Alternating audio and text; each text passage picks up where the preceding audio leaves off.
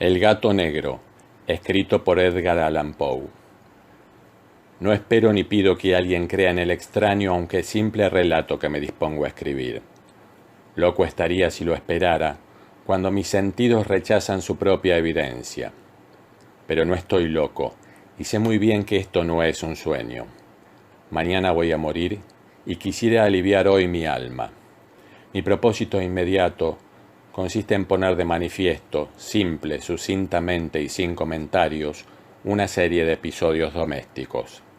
Las consecuencias de esos episodios me han aterrorizado, me han torturado y por fin me han destruido. Pero no intentaré explicarlos. Si para mí han sido horribles, para otros resultarán menos espantosos que barrocos. Más adelante, tal vez, aparecerá alguien cuya inteligencia reduzca mis fantasmas a lugares comunes.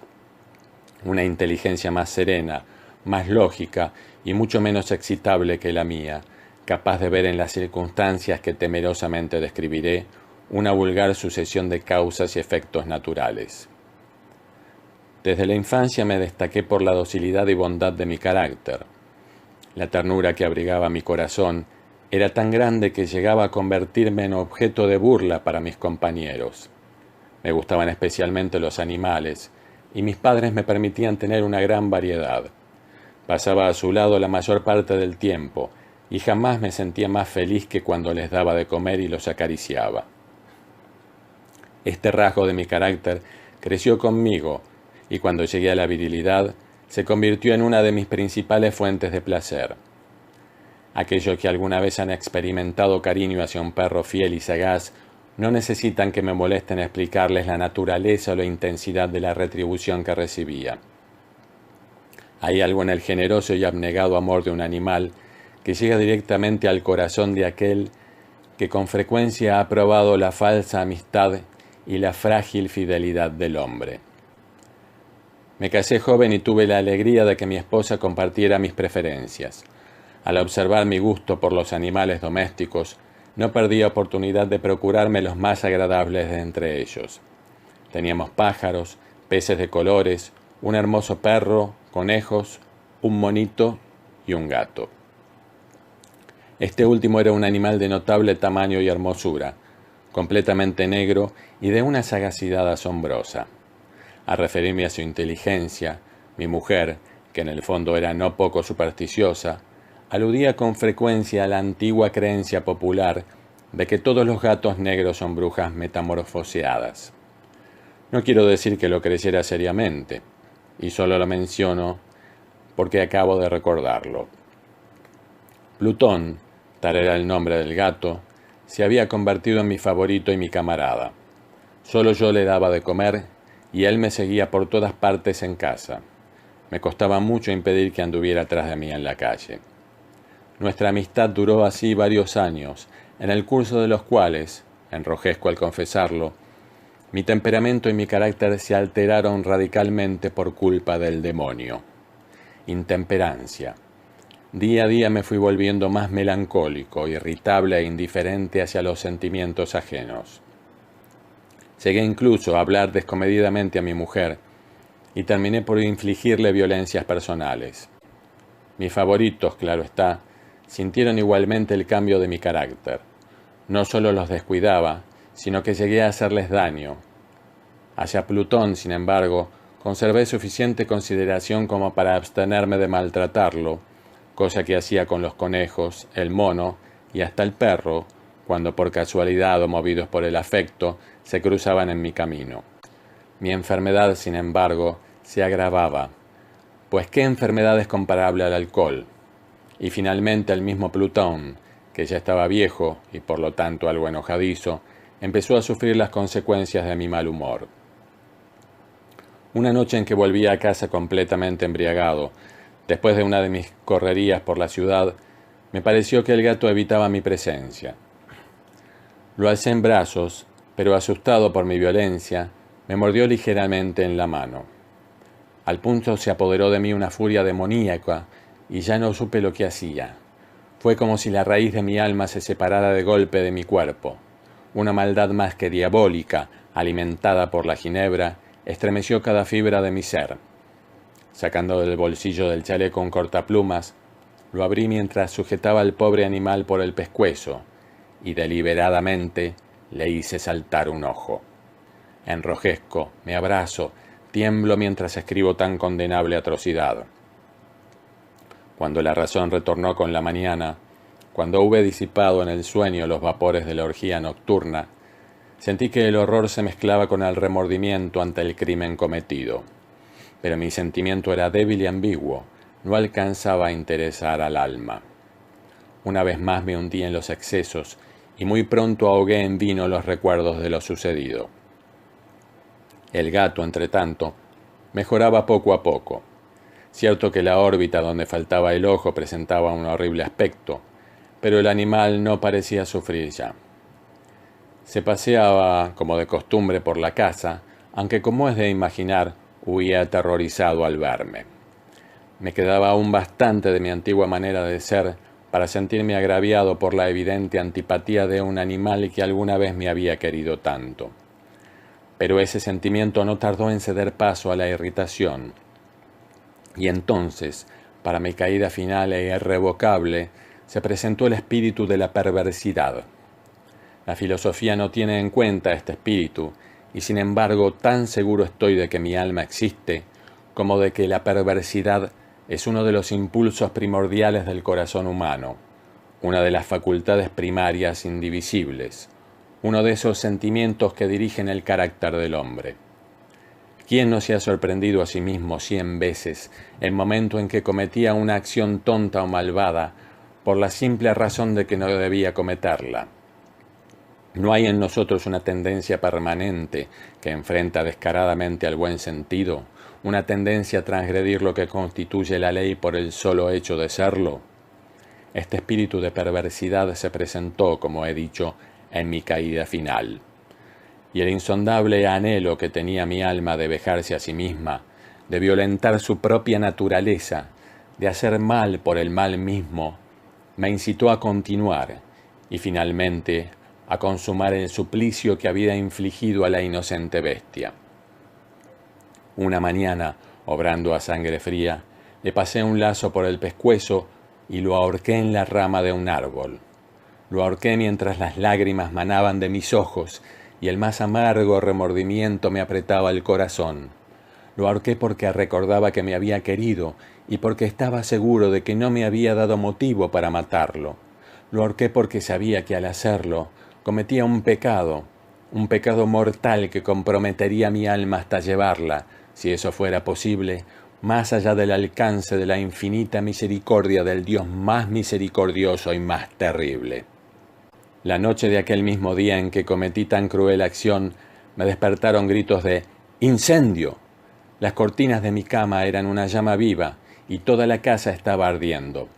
Con gran dificultad pudimos escapar de la conflagración mi mujer, mi sirviente y yo. Todo quedó destruido.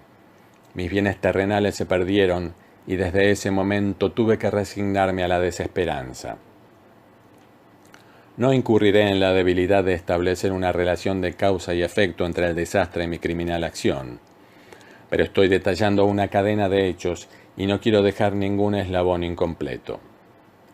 Al día siguiente del incendio, acudí a visitar las ruinas. Salvo una, las paredes se habían desplomado. La que quedaba en pie era un tabique divisorio de poco espesor, situado en el centro de la casa, y contra el cual se apoyaba antes la cabecera de mi lecho. El enlucido había quedado a salvo de la acción del fuego, cosa que atribuía a su reciente aplicación. Una densa muchedumbre habíase reunido frente a la pared y varias personas parecían examinar parte de la misma con gran atención y detalle. Las palabras extraño, curioso y otras similares excitaron mi curiosidad. Al aproximarme, vi que en la blanca superficie, grabada como un bajo relieve, aparecía la imagen de un gigantesco gato. El contorno tenía una nitidez verdaderamente maravillosa. Había una soga alrededor del pescuezo del animal. Al descubrir esta aparición, ya que no podía considerarla otra cosa, me sentí dominado por el asombro y el terror. Pero la reflexión vino luego en mi ayuda. Recordé que había ahorcado al gato en un jardín contiguo a la casa. Al producirse la alarma del incendio, la multitud había invadido inmediatamente el jardín. Alguien debió de cortar la soga y tirar al gato en mi habitación por la ventana abierta. Sin duda, habían tratado de despertarme en esa forma. Probablemente la caída de las paredes comprimió a la víctima de mi crueldad contra el enlucido recién aplicado, cuya cal, junto con la acción de las llamas y el amoníaco del cadáver, produjo la imagen que acababa de ver. Si bien en esta forma quedó satisfecha mi razón, ya que no mi conciencia, sobre el extraño episodio, lo ocurrido impresionó profundamente mi imaginación. Durante muchos meses no pude librarme del fantasma del gato, y en todo ese tiempo dominó mi espíritu un sentimiento informe que se parecía, sin serlo, al remordimiento. Llegué al punto de lamentar la pérdida del animal y buscar en los viles antros que habitualmente frecuentaba algún otro de la misma especie y apariencia que pudiera ocupar su lugar. Una noche en que, borracho a medias, me hallaba en una taberna más que infame, reclamó mi atención algo negro posado sobre uno de los enormes toneles de ginebra que constituían el principal moblaje del lugar. Durante algunos minutos había estado mirando dicho tonel y me sorprendió no haber advertido antes la presencia de la mancha negra en lo alto. Me aproximé y la toqué con la mano. Era un gato negro muy grande, tan grande como Plutón, y absolutamente igual a este, salvo un detalle. Plutón no tenía el menor pelo blanco en el cuerpo, mientras este gato mostraba una vasta, aunque indefinida mancha blanca que le cubría casi todo el pecho. Al sentirse acariciado se enderezó prontamente, ronroneando con fuerza. Se frotó contra mi mano y pareció encantado de mis atenciones. Acababa pues de encontrar el animal que precisamente andaba buscando. De inmediato propuse su compra al tabernero, pero me contestó que el animal no era suyo y que jamás lo había visto antes ni sabía nada de él. Continué acariciando al gato y cuando me disponía a volver a casa, el animal pareció dispuesto a acompañarme. Le permití que lo hiciera, deteniéndome una y otra vez para inclinarme y acariciarlo. Cuando estuvo en casa se acostumbró a ella de inmediato y se convirtió en el gran favorito de mi mujer. Por mi parte, pronto sentí nacer en mí una antipatía hacia aquel animal. Era exactamente lo contrario de lo que había anticipado, pero sin que pueda decir cómo ni por qué, su marcado cariño por mí me disgustaba y me fatigaba. Gradualmente el sentimiento de disgusto y fatiga creció hasta alcanzar la amargura del odio. Evitaba encontrarme con el animal. Un resto de vergüenza y el recuerdo de mi crueldad de antaño me vedaban maltratarlo. Durante algunas semanas me abstuve de pegarle o de hacerlo víctima de cualquier violencia, pero gradualmente, muy gradualmente, llegué a mirarlo con inexpresable odio y a huir en silencio de su detestable presencia, como si fuera una emanación de la peste. Lo que sin duda contribuyó a aumentar mi odio fue descubrir a la mañana siguiente de haberlo traído a casa que aquel gato, igual que Plutón, era tuerto. Esta circunstancia fue precisamente la que lo hizo más grato a mi mujer, quien, como ya dije, poseía en alto grado esos sentimientos humanitarios que alguna vez habían sido mi rasgo distintivo y la fuente de mis placeres más simples y más puros. El cariño del gato por mí parecía aumentar en el mismo grado que mi aversión. Seguía mis pasos con una pertinencia que me costaría hacer entender al lector. Donde quiera que me sentara, venía a ovillarse bajo mi silla o saltaba a mis rodillas, prodigándome sus odiosas caricias. Si echaba a caminar, se metía entre mis pies, amenazando con hacerme caer, o bien clavaba sus largas y afiladas uñas en mis ropas para poder trepar hasta mi pecho. En esos momentos, aunque ansiaba aniquilarlo de un solo golpe, me sentía paralizado por el recuerdo de mi primer crimen, pero sobre todo, quiero confesarlo ahora mismo, por un espantoso temor al animal. Aquel temor no era precisamente miedo de un mal físico, y sin embargo, me sería imposible definirlo de otra manera. Me siento casi avergonzado de reconocer, sí, aún en esta celda de criminales, me siento casi avergonzado de reconocer que el terror, el espanto que aquel animal me inspiraba, era intensificado por una de las más insensatas quimeras que sería dado concebir. Más de una vez, mi mujer me había llamado la atención sobre la forma de la mancha blanca de la cual ya he hablado, y que constituía la única diferencia entre el extraño animal y el que yo había matado. El lector recordará que esta mancha, aunque grande, me había parecido al principio de forma indefinida, pero gradualmente, de manera tan imperceptible que mi razón luchó durante largo tiempo por rechazarla como fantástica, la mancha fue asumiendo un contorno de rigurosa precisión. Representaba ahora algo que me estremezco al nombrar, y por ello odiaba, temía y hubiera querido librarme del monstruo si hubiese sido capaz de atreverme. Representaba, digo, la imagen de una cosa atroz, siniestra, la imagen del patíbulo. Oh lúgubre y terrible máquina del horror y del crimen, de la agonía y de la muerte. Me sentí entonces más miserable que todas las miserias humanas. Pensar que una bestia, cuyo semejante había yo destruido desdeñosamente, una bestia era capaz de producir tan insoportable angustia en un hombre creado a imagen y semejanza de Dios. Ay, ni de día ni de noche pude ya gozar de la bendición del reposo. De día aquella criatura no me dejaba un instante solo. De noche despertaba hora a hora de los más horrorosos sueños para sentir el ardiente aliento de la cosa en mi rostro y su terrible peso, pesadilla encarnada de la que no me era posible desprenderme, apoyado eternamente sobre mi corazón. Bajo el agobio de tormentos semejantes, sucumbió en mí lo poco que me quedaba de bueno. Solo los malos pensamientos disfrutaban ya de mi intimidad, los más tenebrosos, los más perversos pensamientos. La melancolía habitual de mi humor creció hasta convertirse en aborrecimiento de todo lo que me rodeaba y de la entera humanidad. Mi pobre mujer, que de nada se quejaba, llegó a ser la habitual y paciente víctima de los repentinos y frecuentes arrebatos de ciega cólera a que me abandonaba. Cierto día, para cumplir una tarea doméstica, me acompañó al sótano de la vieja casa donde nuestra pobreza nos obligaba a vivir.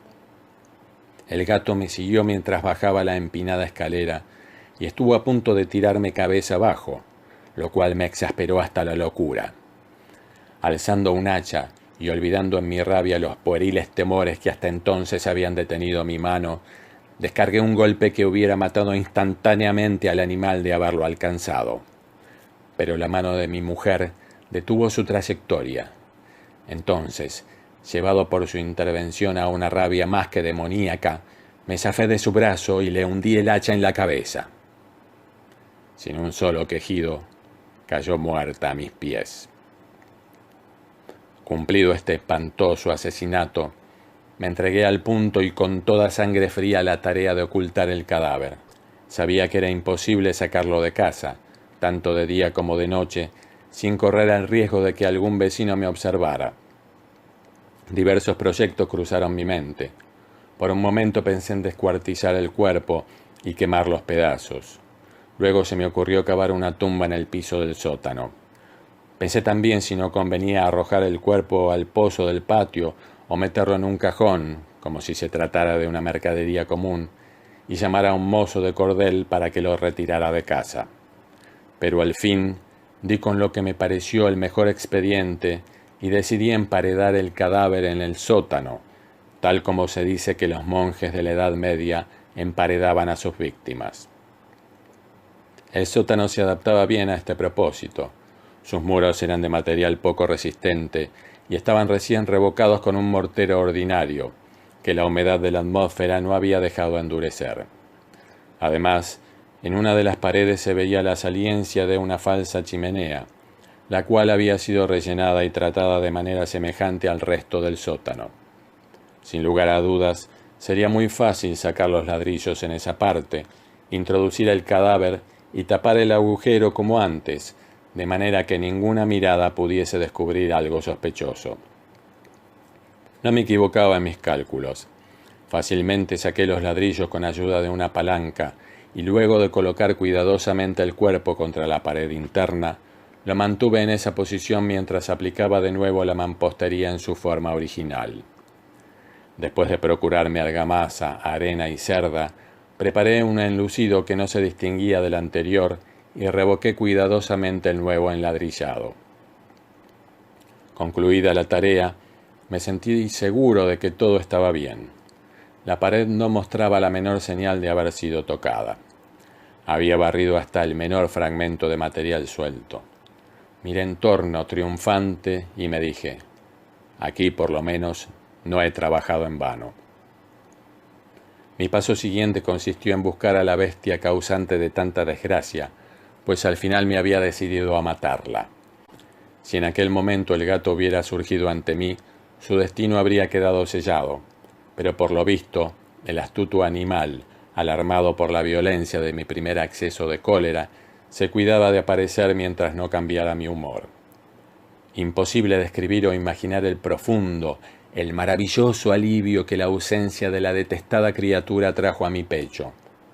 No se presentó aquella noche, y así, por primera vez desde su llegada a la casa, pude dormir profunda y tranquilamente.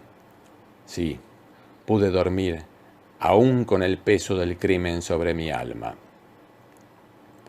Pasaron el segundo y el tercer día, y mi atormentador no volvía. Una vez más respiré como un hombre libre. Aterrado, el monstruo había huido de casa para siempre. Ya no volvería a contemplarlo. Gozaba de una suprema felicidad, y la culpa de mi negra acción me preocupaba muy poco. Se practicaron algunas averiguaciones a las que no me costó mucho responder. Incluso hubo una perquisición en la casa, pero naturalmente no se descubrió nada. Mi tranquilidad futura me parecía asegurada. Al cuarto día del asesinato, un grupo de policías se presentó inesperadamente y procedió a una nueva y rigurosa inspección. Convencido de que mi escondrijo era impenetrable, no sentí la más leve inquietud. Los oficiales me pidieron que los acompañara en su examen. No dejaron hueco ni rincón sin revisar. Al final, por tercera o cuarta vez, bajaron al sótano. Lo seguí sin que me temblara un solo músculo. Mi corazón latía tranquilamente, como el de aquel que duerme en la inocencia. Me pasé de un lado al otro del sótano. Había cruzado los brazos sobre el pecho y andaba tranquilamente de aquí para allá. Los policías estaban completamente satisfechos y se disponían a marcharse. La alegría de mi corazón era demasiado grande para reprimirla. Ardía en deseos de decirles por lo menos una palabra como prueba de triunfo y confirmar doblemente mi inocencia. «Caballeros», dije por fin cuando el grupo subía las escaleras, «me alegro mucho de haber disipado sus sospechas. Les deseo felicidad y un poco más de cortesía. Dicho sea de paso, caballeros, esta casa está muy bien construida». En mi frenético deseo de decir alguna cosa con naturalidad, casi no me daba cuenta de mis palabras. Repito que es una casa de excelente construcción. Estas paredes, ¿ya se marchan ustedes, caballeros?, tienen una gran solidez. Y entonces, arrastrado por mis propias bravatas, golpeé fuertemente con el bastón que llevaba en la mano sobre la pared del enladrillado tras de la cual se hallaba el cadáver de la esposa de mi corazón. Que Dios me proteja y me libre de las garras del archidemonio. Apenas había cesado el eco de mis golpes cuando una voz respondió desde dentro de la tumba. Un quejido, sordo y entrecortado al comienzo, semejante al sollozar de un niño, que luego creció rápidamente hasta convertirse en un largo, agudo y continuo alarido, anormal, como inhumano, un aullido, un clamor de lamentación, mitad de horror, mitad de triunfo, como sólo puede haber brotado en el infierno de la garganta de los condenados en su agonía y de los demonios exultantes en la condenación. Hablar de lo que pensé en ese momento sería locura. Presa de vértigo, fui tambaleándome hasta la pared opuesta. Por un instante el grupo de hombres en la escalera quedó paralizado por el terror. Luego, una docena de robustos brazos atacaron la pared, que cayó de una pieza. El cadáver, ya muy corrompido y manchado de sangre coagulada, apareció de pie ante los ojos de los espectadores. Sobre su cabeza, con la roja boca abierta y el único ojo como de fuego, estaba agazapada la horrible bestia cuya astucia me había inducido al asesinato y cuya voz delatadora me entregaba al verdugo. Había emparedado al monstruo en la tumba.